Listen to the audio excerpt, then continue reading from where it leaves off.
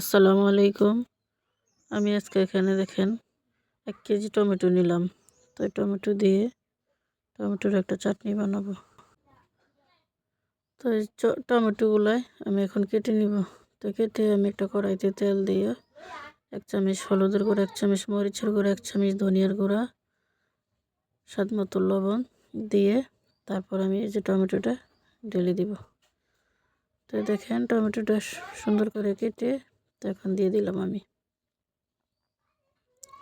তো এই টমেটো চাটনি খাইতে কারা কারা পছন্দ করেন জানি না। তো এইভাবে আপনারা বানিয়ে খাইতে পারেন। তো আমি এখানে একটু পানিও ব্যবহার করব না, তো পানি ছাড়াই আমি আজকে চাটনিটা বানাই নিব। তো দেখেন আস্তে আস্তে টমেটোটা গলে যাইতেছে। তো একটু চিনি দিয়ে দিব আমি, যেহেতু এখন টমেটো হালকা একটু টক টক লাগে, এই কারণে একটু চিনি দিয়ে দিব।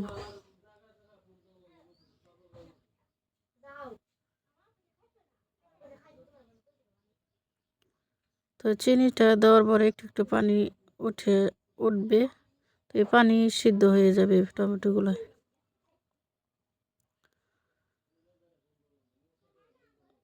তো এই দেখেন